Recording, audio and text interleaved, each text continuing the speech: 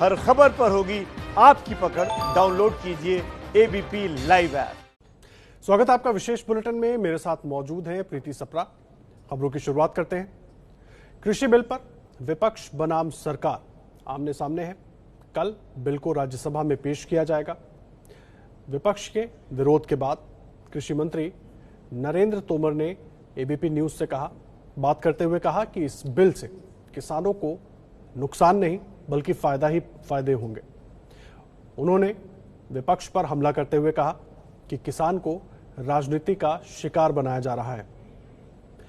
उधर कांग्रेस बिल के विरोध में लगातार सवाल खड़े कर रही है, बिल को किसान विरोधी बता रही है। हालांकि 2013 में कांग्रेस ने खुद इस बिल को लाने का वादा किया था। जम्मू कश्मीर के लिए बड़े आर्थिक पैकेज का ऐलान किया गया है। जम्मू कश्मीर के उपराज्यपाल मनोज सिन्हा ने आज करीब 10,000 करोड़ के आर्थिक पैकेज का ऐलान किया। इसके तहत जम्मू कश्मीर को 1350 करोड़ का आत्मनिर्भर भारत फंड दिया जाएगा। 1400 करोड़ रुपए का जम्मू कश्मीर बैंक के जरिए दिया जाएगा फंड। इंफ्रास्ट्रक्चर के लिए 6,000 करोड़ रुपए इस पैकेज में शामिल हैं। इसके साथ ही उद्योग जगत को बिजली पानी के बिल में 50% छूट का भी ऐलान किया गया है। पर्यटन के लिए जम्मू कश्मीर बैंक से स्पेशल लोन की सुविधा मिलेगी। हैंडलूम कारीगरों को 2 लाख तक का क्रेडिट कार्ड दिया जाएगा। कंगना बनाम बीएमसी की जंग थमती नहीं दिख रही है।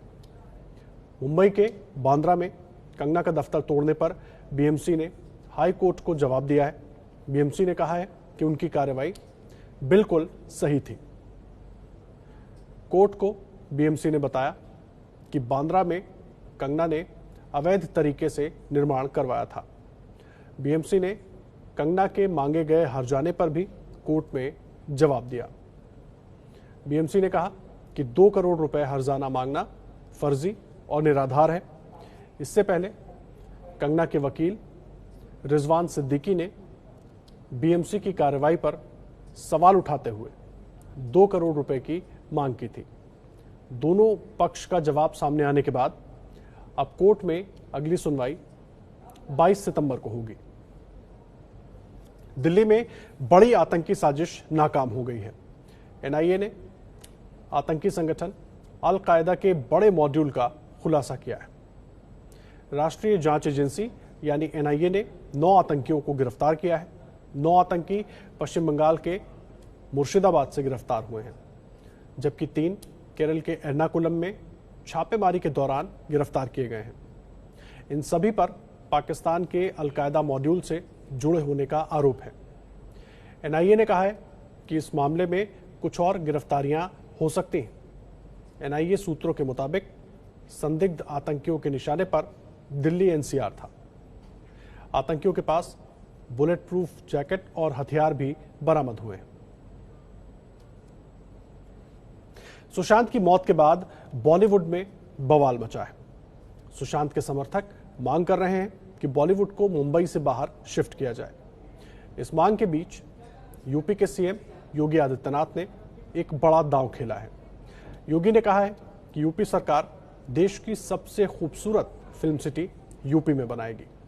ये फिल्म सिटी दिल्ली से सटे नोएडा या ग्रेटर नोएडा में बन सकती है।